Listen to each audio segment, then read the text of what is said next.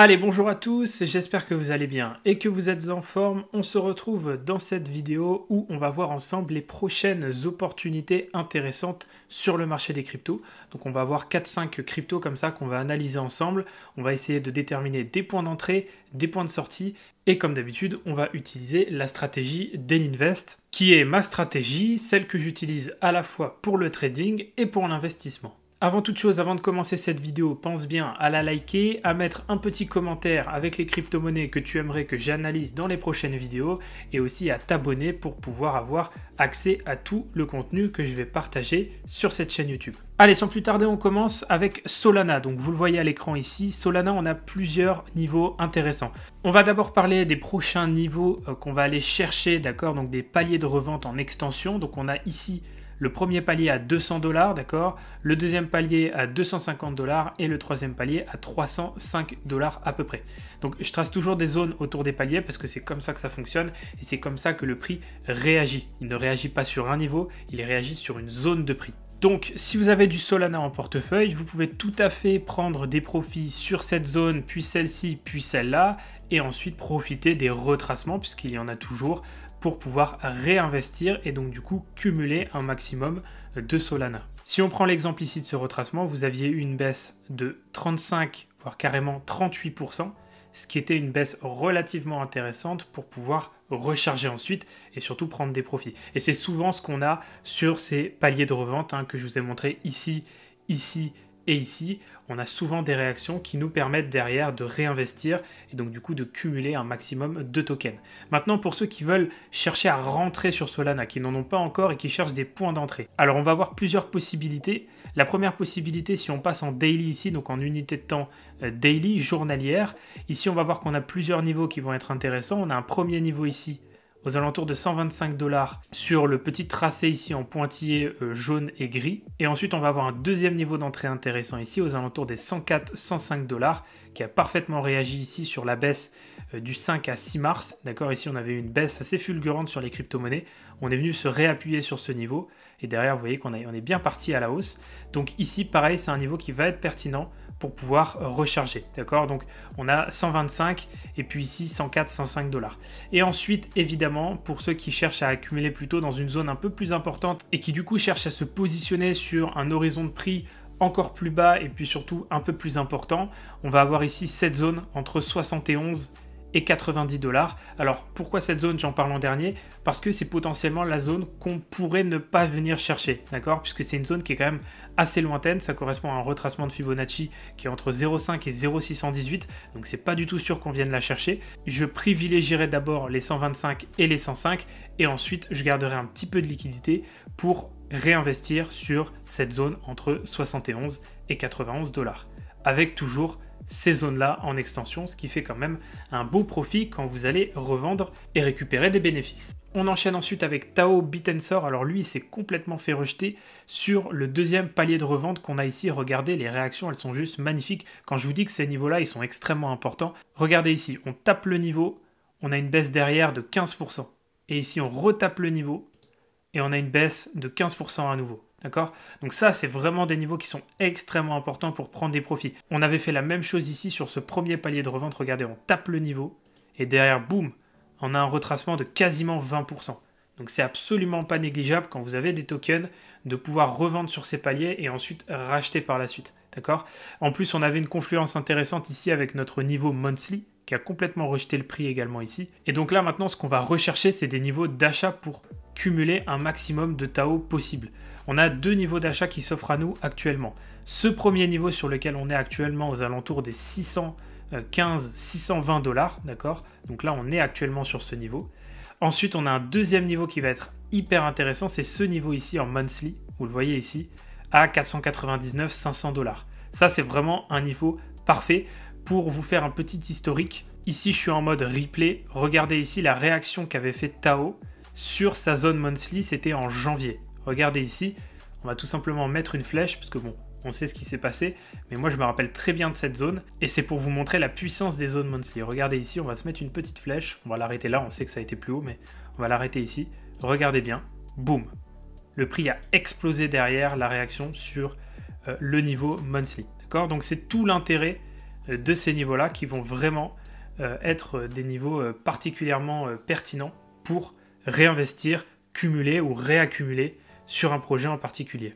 Donc pour Tao, je le rappelle, on a un bon niveau d'entrée aux alentours des 615-620 $ et ensuite 499-500 $. Ça correspond quand même à une baisse d'environ 15% pour le premier niveau et 30% sur le deuxième niveau. Donc c'est extrêmement intéressant sur un projet comme Tao qui a une grosse croissance organique, qui est un projet qui est extrêmement intéressant et qui va dans tous les cas être un top gagnant de ce bull run. Donc sur des replis techniques comme ça, faut vraiment pas se priver. On enchaîne ensuite avec Ordi. Alors là, on va faire un petit update parce que Ordi, on en avait déjà parlé dans la dernière vidéo et il s'est passé exactement ce qu'on avait prévu. Donc on avait parlé du fait qu'on pouvait accumuler un maximum jusqu'à cette zone et que cette zone allait faire réagir le prix comme elle l'avait fait ici. Rappelez-vous, ici, on a tapé la zone, on a chuté derrière d'environ 45%. Là, on est revenu travailler la zone ici. On a eu une baisse derrière de 30% et actuellement, on est à 20% de baisse. D'accord? Donc cette zone-là, c'est la zone où il faut prendre ses profits sur Ordi. Ça, c'est vraiment important. Si vous ne prenez pas vos profits, vous vous exposez à des baisses de 45% ici et de 30 à 20% ici. Donc c'est complètement absurde pour le coup de ne pas prendre ses profits sur cette zone. Maintenant, où est-ce qu'on peut, nous, du coup, réinvestir sur Ordi? Imaginons qu'on n'a pas du tout pris de position, on souhaite se positionner sur cet actif, où est-ce qu'on peut se positionner? Alors, il y a plusieurs possibilités. La première possibilité, c'est d'attendre ce niveau ici, aux alentours des 65 $, donc qui est un niveau d'achat. L'autre possibilité, c'est d'attendre la deuxième zone. Ici, on a une grosse zone. Donc pareil, je ne précise pas comment je détermine ces zones. Pour ceux qui veulent savoir ça, vous pouvez prendre un coaching avec moi. Les liens sont dans la description. Vous avez directement le lien de mon site internet Dailyinvest et vous avez une section coaching pour prendre un coaching avec moi où je vous enseigne la totalité de ma stratégie. Et donc cette zone a été déterminée grâce à un des outils de la stratégie Dailyinvest. Et ici, on peut voir qu'en plus, on a un niveau d'achat en confluence à l'intérieur de cette zone, ce qui nous donne un deuxième niveau d'achat pertinent sur l'actif Ordi. Donc pour récapituler, on a un premier niveau d'achat à 65-66 $ et un deuxième niveau d'achat aux alentours des 53 $, qui est aussi une zone en confluence avec la zone précédente, qui était ici aux alentours de 50 $, qu'on a parfaitement travaillé ici. Et puis derrière, regardez la hausse qu'on a eue derrière, on a quand même une hausse de 80% en moyenne, donc c'est quand même pas mal. On se retrouve maintenant avec notre ami TIA, et sur TIA, on va aussi avoir des niveaux intéressants. Donc, pour rappel, on avait travaillé cette zone de vente ici, d'accord? Juste ici, cette zone de vente aux alentours des 20 $, qui avait parfaitement fait réagir le prix, on avait bien chuté. On avait ensuite une zone d'achat ici, d'accord? Aux alentours des 15-16 $ qu'on a travaillé plusieurs fois. Maintenant, le TIA, j'espère l'attendre un peu plus bas, et je l'attends un peu plus bas en réalité pour rentrer en position. Et donc, voici les niveaux d'achat qu'on va pouvoir travailler sur TIA.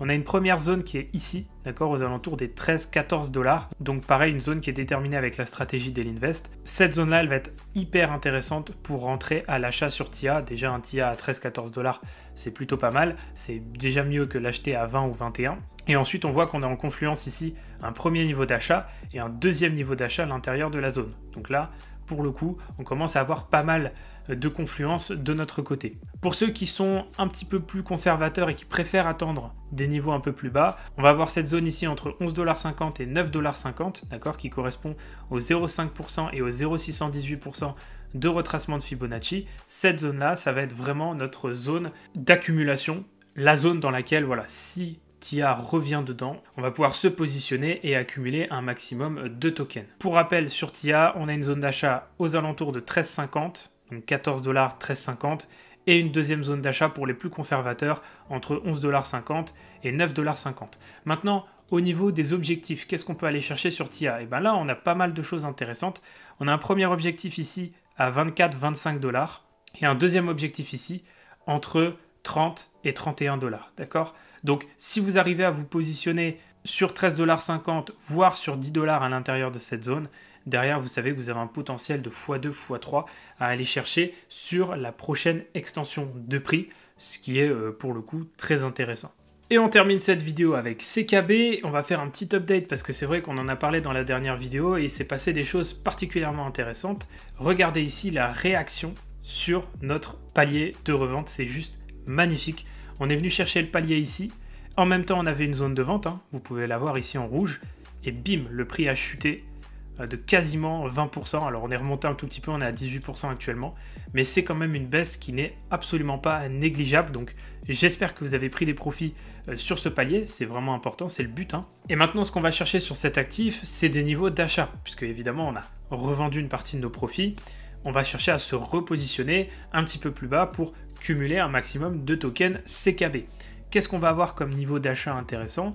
Le premier niveau intéressant à l'achat, ça va être celui-ci, d'accord? À 0.015, c'est un niveau d'achat que je qualifierais pas d'agressif, qui est plutôt équilibré. Le niveau d'achat agressif, ce serait ici, hein, 0.019. Là, on serait vraiment dans de l'agressivité pure.